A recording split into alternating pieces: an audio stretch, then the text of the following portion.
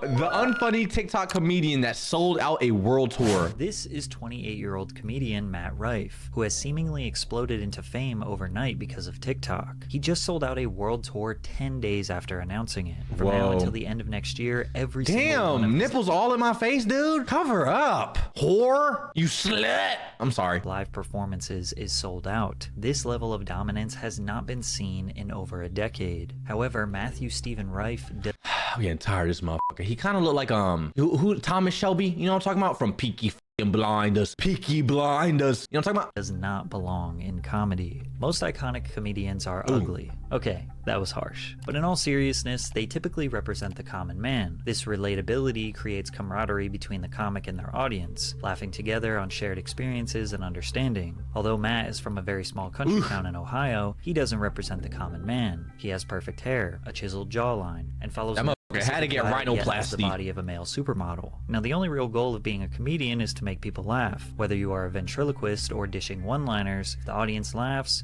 you're doing your job. But one thing you'll notice is that a certain demographic likes Matt's comedy more than most. Ooh, the is. He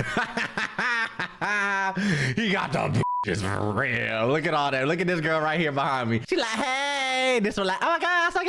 This one is channeling energy. I don't know what she's doing, a demon summoning, trying to grab his asshole. Do you see that? Look, dude, she's gripping up. That is a claw motion. She's trying to grab him. Women. From the words of legendary comedian Norm Macdonald, women are attracted to funny men, it is often said. This is not true. It only appears this way because women laugh at everything a very handsome man says. So this gives the very handsome men the idea that they are funny. When Matt got his teeth fixed, everything changed. He started noticing that more and more girls were showing up to his performances, swooning over him, sending him risky DMs after the show. We would go to these colleges and I would like walk out on stage, and for like the first 20 seconds, it's nothing but like girls like, oh my God, will you marry me? Like just like cheering and stuff like that. Like only girls. He admits that when the crowd has less women, he needs to be funnier to earn the audience's respect. I don't know if you've heard this before, but they said that when you stepped on stage, you know, people judge you in the first few seconds. Yeah, what'd they say? They said they didn't think they were gonna like you. Dude, I get that all so the time, right? Often. Because you look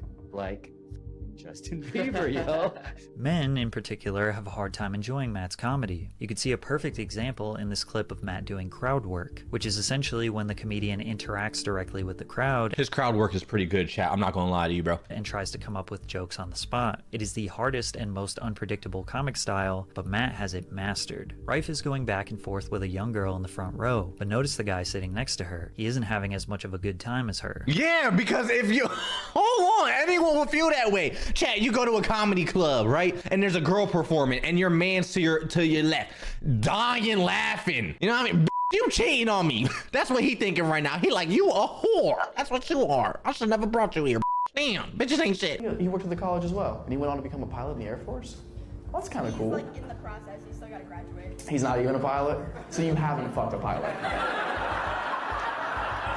You could see this guy doesn't find Matt as funny as the girl does. His eyes are fixated on the girl, his back is slouched, and his body is very closed. The girl identified this man as her friend. The poor guy probably realized that he is stuck in the friend zone and is jealous that Matt would be able to steal his dream girl at the drop of a hat. So does that make Matt unfunny, or insecure guys just jealous? Matt Rife is not funny and is a comedian for NPCs. Anyone think this Matt Rife guy is terribly unfunny aside from some slightly above average crowd work? I've tried to like him, but I just can't come around to it. I like my comics more disheveled. This very well could be the opinions of envious men, but it really does seem like his comedy is specifically designed for women. And I just feel like younger girls are into too many dumb things, like things that don't even actually exist, like horoscopes. It doesn't matter who you are, Jesus could come back.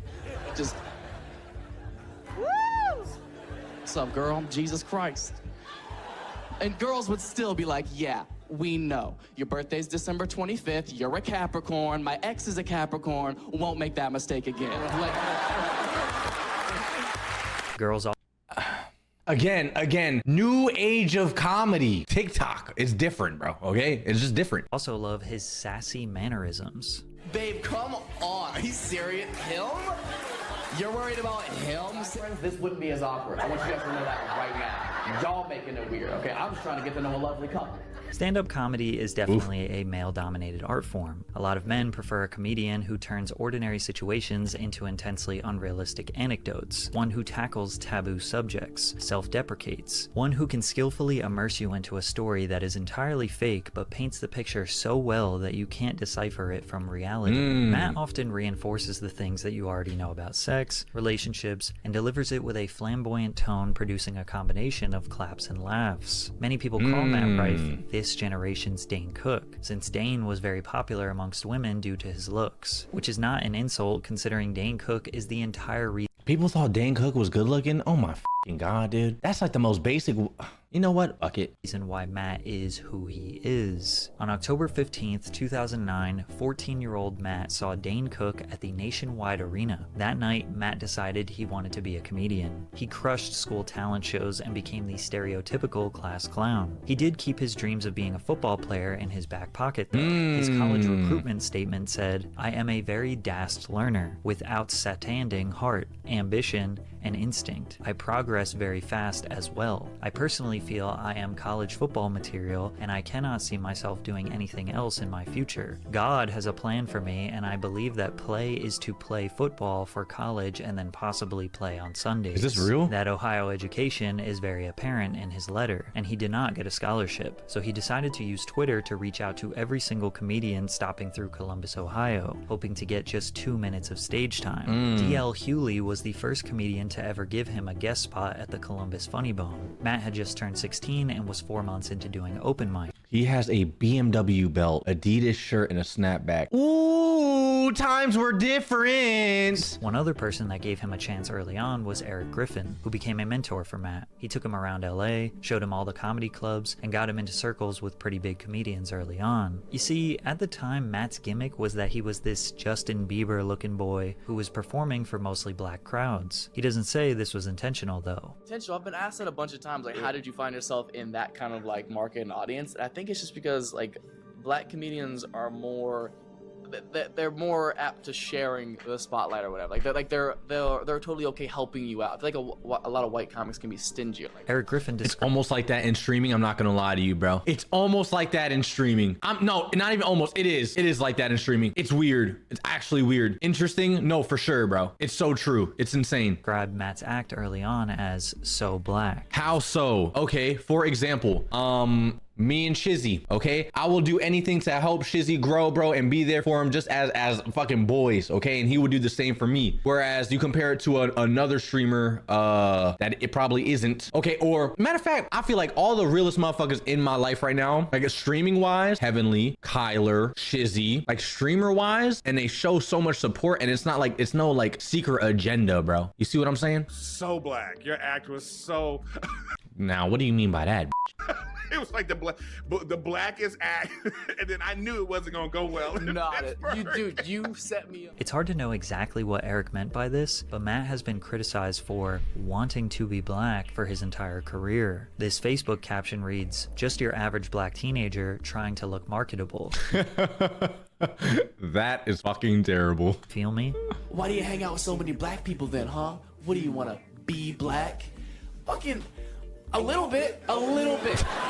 Obviously, these are just jokes, but there has been real discourse around his alleged blaccent. Mickey Kendall, an author and diversity consultant, says that blaccent is a term describing the fake accent racist and cultural appropriators use when they mimic black people. Nesenia Burton says that non-black celebrities are celebrated in entertainment for appropriating African American culture, especially our vernacular, while African Americans are either demonized or overlooked when speaking in black vernacular. Some people say that this is just how Blaccent, bro. Okay. Do you guys know what AAVE is? I'm gonna simply put it like this. A lot of motherfuckers talk like they don't talk like this, okay? They are trying to sound like something they're not just to appeal to a wider audience, okay? They're trying to fucking appropriate some shit that they just don't talk like question mark. Okay.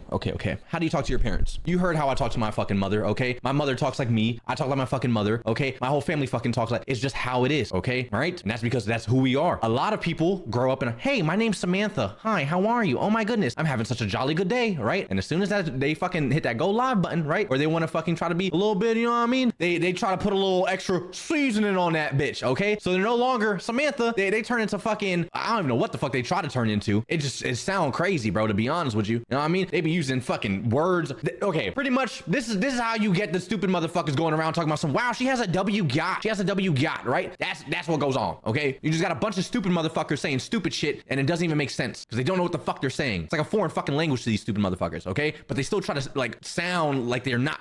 How I see it, talk how you talk with your parents anywhere, okay? That's how I see it, okay? If you want to speak how you talk with your dad or mother, okay? Because if you're over here trying to do the most, bitch, I'm gonna spit on your forehead. It sounds weird. Don't like it. Some people say that this is just how people from Ohio talk, and at first, Matt openly admitted to doing this. Really growing up and just with your comedy career in an urban club, you start to like music cues. I'm like starting to talk black and stuff like that. I'm doing like mainly black room. But then readdressed the controversy a few years later. I love when white people accuse me of having a black accent. First of all, you can't sound black. Second, if my voice echoes a cadence or tone of a certain culture, that's due to my surroundings. My apologies for not living my life exclusively around boring, corny white people.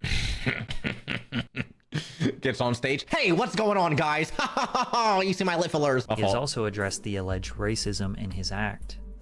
I'm not racist. If you look at the people who I hold closest in my life, the people I love most, and would probably die for, you would I got black friends, bitch. see that they're black. Because of comedians like D. Ray Davis and Finesse Mitchell letting him be a feature act for them in 2012, Matt was discovered by his then manager, Gary Abdo, who owned the Uptown Comedy Corner in Atlanta, where Matt would spend all of his time practicing. The comics who came to this club saw the potential in Matt. Mike Epps even took him on a short theater tour. This stint in the Comedy Corner wouldn't last long because one very important man became interested in Matt's comedy. Nick Cannon. Nick discovered Matt's talents in 2014 and added him to the Wild 'N Out roster for season 7. This was Wild 'N Out's 10-year anniversary and debuted to 4.4 million viewers. Damn, yo, Wild 'N Out's crazy. Chat, how many kids does Nick Cannon have? Which is very high for 2015 TV standards. Nick Cannon's show has a history of giving promising new comedians a platform, such as Cat Williams, Pete Davidson, King Batch, just to name a few. His Wild 'N Out Wait. Cat Williams? Motherfucker.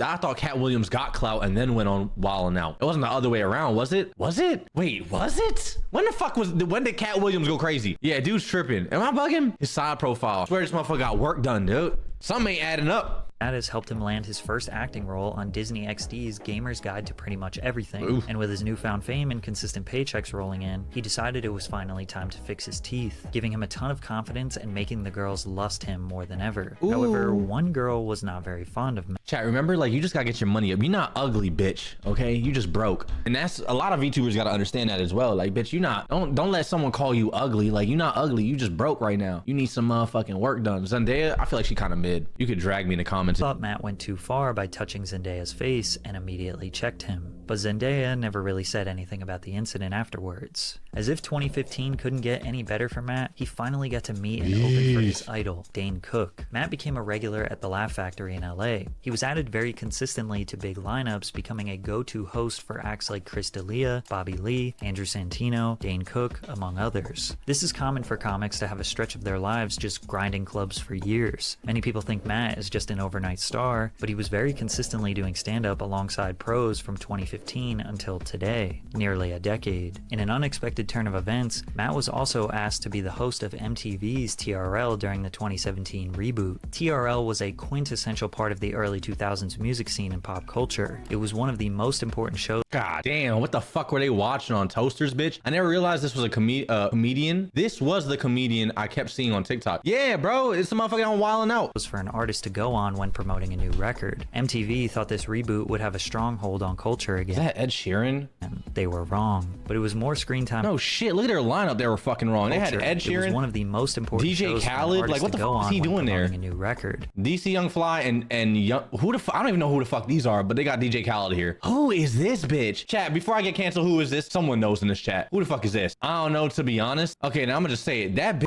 is built weird, dude. Look at how she's built. wild. Rita Ora. Eesh. But it was more screen time for Matt and allowed him to make more connections in the industry. It seemed like Matt had everything going right for him. Opportunities kept That Ellen falling into his hairstyle is lap, crazy. but there was still no explosive growth. It's likely because he was on TV at a time when TV was less relevant than ever. But his idol, Dane Cook, believed he would be a star. In 2019, Dane had Matt as his feature act on his massive Tell It Like It Is tour. But opening for Dane Cook in 2019 is like a new rapper opening for Nelly or Ludacris. Sure, there's a Damn. large crowd, but most of the audience are there to reminisce on something that once was and not discover new talent. Plus, his gimmick was drying up. People used to laugh at his set almost in support of a kid trying to chase his dream. He was funny for a kid. He was now in his early 20s and he needed to be actually funny. Yeah, pack it up, bucko. Especially looking like a supermodel. Dane, being the social media pioneer of comedy, tried to convince Matt that the only way to get to the next level is to use social media. For some reason, Matt was apprehensive, but after the pandemic, he had nothing else to do. So he finally launched his TikTok account. Most comedians in the past 3 years have heavily leveraged. Can someone tell me if he's like a bad guy or just a super problematic one? Because I'm confused as hell. Ooh, wait, is this guy supposed to be problematic or motherfucker, form your own opinion, you stupid small brain bitch. Like, there's no way my chatter just said that. Actually, Cass, listen, open your fucking brain, open your fucking noodle. Do you think he's a bad person? Why do you need people to tell you what other motherfuckers are? Definitely problematic. Shut the fuck up. Eat my asshole, Hokage, okay? Shut the fuck up. Listen. Problematic. Shut the fuck up. No. Don't listen to other motherfuckers, okay? People could say I'm problematic right now. Use your fucking brain, you dumb noodle fuck. I don't know. I'm confused. Okay, so then do your own research. I think Kenji's a bad person. Phoenix, I'm sure you do. He's problematic. Listen, shut the fuck up. Do your own research, okay? Go ahead and do your shit. Fucking form your own opinion on your own fucking beliefs and then live your life like that, okay, buddy? All right? Because asking other motherfuckers, oh, do we like him? Oh, is he problematic? Shut the fuck up, okay? That's terrible. Terrible way to fucking live. TikTok to help sell tickets. If they have a podcast, they will post clips of the podcast. Otherwise, they mostly post clips of them doing. Nah, I need my favorite YouTuber to tell me what to think. Heavenly. Yo, if you using YouTubers as a moral compass, that shit is crazy, chat. Good luck. Good fucking luck, buddy. Imagine someone's like idol is Logan Paul. They just out here searching for dead bodies in the woods and shit. That is fucking I can't wait to, oh my god, is that a dead body over there? I'm gonna go record. Bro, my fault. I'm sorry. Okay. Or experimental jokes that aren't going into their main act. Crowd work is extremely difficult, but Matt makes fun of girls left and right at his shows with ease. Do the one-handed belt. Take my belt off? If I do, will you hang yourself with it? I've never been more sure somebody's from Miami in my life.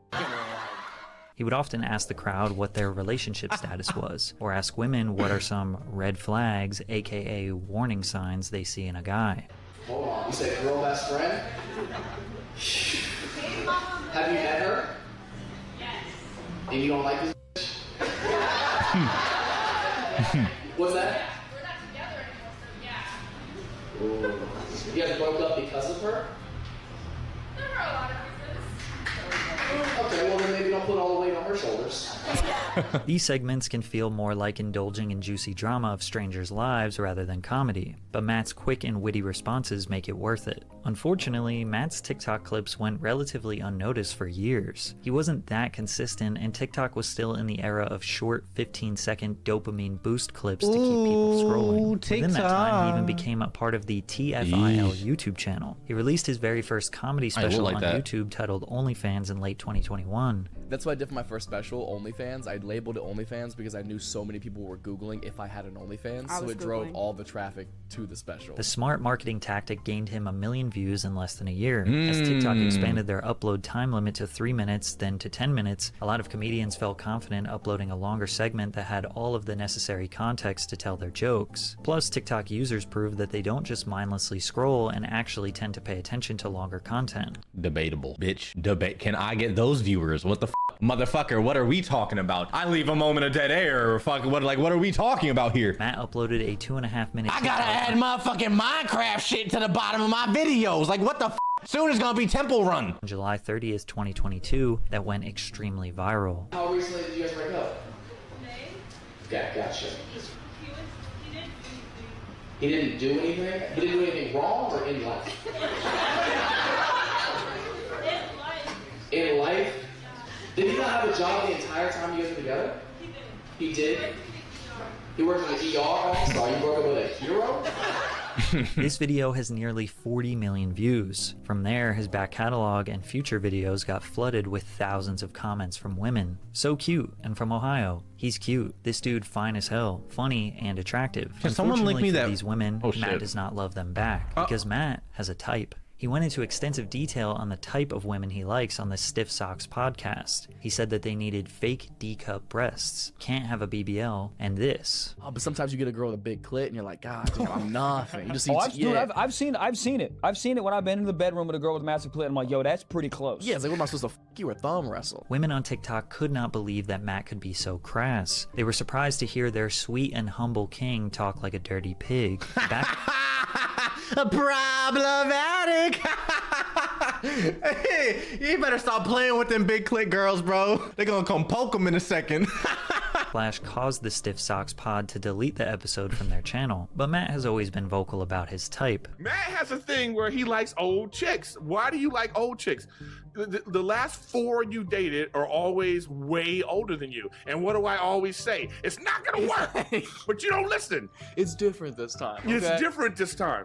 I like the maturity. I don't like going out to the clubs every night. I don't want. What do you mean ill? What do you mean ill? Okay. So let me get this right, motherfuckers. Because every time I'll be like, ew, bitch, you old. Y'all motherfuckers go crazy in my chat. So do I date old bitches or do I not? Because motherfuckers, y'all not making sense right now. Y'all giving mixed signals. Really, y'all get together, have a talk, do a little group meeting and shit, figure it the fuck out, and then come back to me. Who's y'all? Y'all motherfuckers. Y'all over here saying, ew, oh, ew. Date the grannies. I'm gonna knock the oh, you know what I mean? I'm gonna knock the dust off that. Damn me up, chat. I'm trying to fuck somebody who wants to be at the clubs every night. Matt likes older women, and a perfect example of this would be when one woman liked his set so much, she tattooed her lip in honor of him. A horny middle-aged mom made him cookies and a shirt that read, I came to Iowa and all I got was this t-shirt and a BJ. It's like the perfect consistency, too. Oh my God. Thank you so much. What's your name? Christina? You are so hot. Thank you so much. Oh my God. How old are you? Say it. Say it. Because of Matt repeating, say it, this grandmother went and tattooed the inside of her lip with the words, say it, and she a ski. She's a slow blower, chat. Ooh. Now almost has 1 million followers on TikTok. This interaction was the most viewed TikTok on Matt's page at over 50 million views. Now everything he uploads earns around 10 million views. His TikToks are arguably more important than his specials at this point. So he decided to do an entire crowd work special titled Walking Red Flag that absolutely exploded on YouTube. Often rappers and singers who go viral on TikTok have a hard time selling tickets to their live shows. For Matt, it's the total opposite. He announced his tour on June 5th, 2023. I wish for a world tour, bigger than anything I could have ever dreamed of. And I want it full, sold out, with people from across the world who just want to come out, have a good time, and laugh. His wish came true. Matt sold out over 150 shows all over the world just 10 days after the tickets went live. Every time he adds a new show, it gets sold out immediately. The only shows you can find tickets to are much larger venues, 5,000. Why he look plastic? I'm sure he got some work done. To 10,000 seats. And he did this just 11 months after his first TikTok went viral. As much as Reddit trolls and let my man get some little rhinoplasty, all right? Y'all bitches be having duck lips, okay? Fake titties, ass that don't jiggle. Like, come on now. Let him get his little work done. One for the homies. Angry men want to see his demise. Everyone who has ever spoken about Matt publicly has said nothing but positive things. That's why Matt Rife making it doesn't, it makes me happy. Yeah. It makes me go, you know what, that kid deserves it. I'll be real, I hate Matt Rife, okay? Fucking hate him. Look, here's the thing, man, like, he's super funny, and he's like the most beautiful man alive, and then on top of that, like, he's the sweetest person I've ever met. Like, most dudes that look like that are not that funny. Yeah, and most dudes that look like that are women. I love Matt. It's awesome. It's awesome to see anybody doing well. Rife is our boy, kind of. Right, yeah, we're big Matt Rife fans. He's a friend of the show. I think he gets an unfair amount of hate. At the end of the day, if Matt Rife makes you laugh, then he's a good comedian. But calling him the Dane Cook of this generation is definitely accurate. But you'll have to watch my video on the most hated comedian of all time to see why. We might have to watch that.